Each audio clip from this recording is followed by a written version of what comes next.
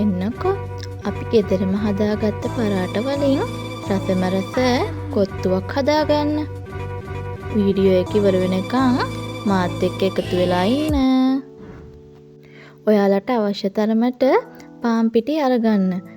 ඒකට ලුණු ටිකක් දාලා කලවම් කරගෙන පොල් තෙල් ටිකකුත් එකතු කරගන්න. ඒ ටිකත් අතින්ම කලවම් කරගෙන මේකට වතුර ටික ටික දාලා ඩෝ එකක් එන ප්‍රමාණයට හදාගන්න තමයි තියෙන්නේ. වතුර වැඩි කරගන්න එපා.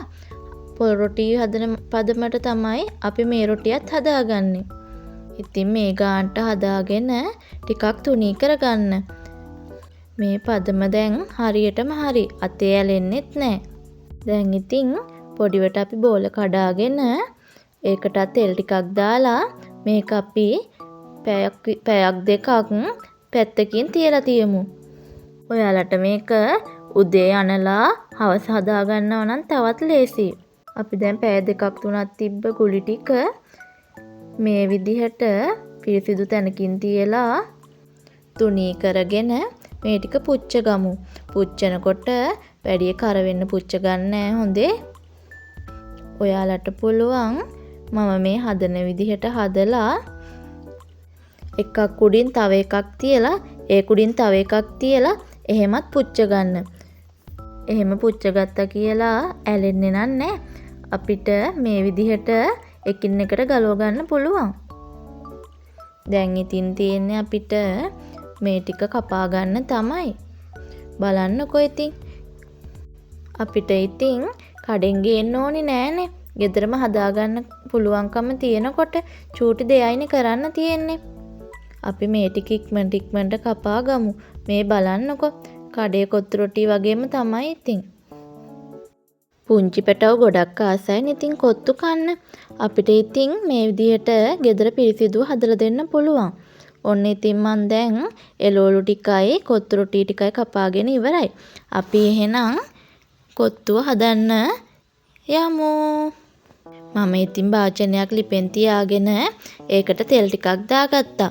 තෙල් ටික රත් වුණාට පස්සේ ඉඟුරු සුදු ලුණු ටිකක් දාගෙන ඒකටම අපි බිත්තර දෙකකුත් කඩාගෙන දාගමු.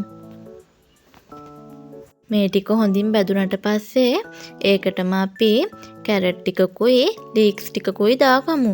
ඔයාලා කැමති නම් මේකට ගෝවා ටිකකුත් එකතු කරගන්න පුළුවන්.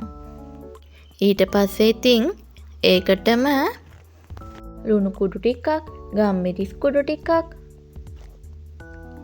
කෑලි මිරිස් ටිකක්, සෝයා සෝස්, තක්කාලි සෝස් තියෙනවා නම් ටිකකුත් දාගන්න.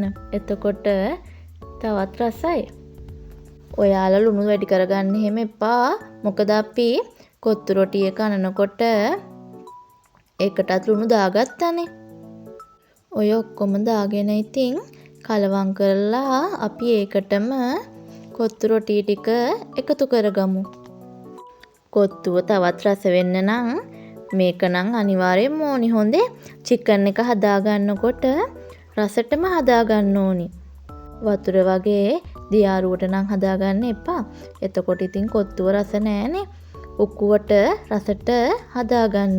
අපි ඉතින් චිකන් ටිකත් එකතු කරගෙන මේක හොඳින් කලවම් කරගමු. දැන් ඉතින් ඔයාලට රස බලන වෙලාව තමයි තියෙන්නේ. මම උඩින් ඉතින් මේක තවත් රස වෙන්න රවුමට කපාගත්ත රටලුණු කෑලි ටිකකුත් දාගත්තා.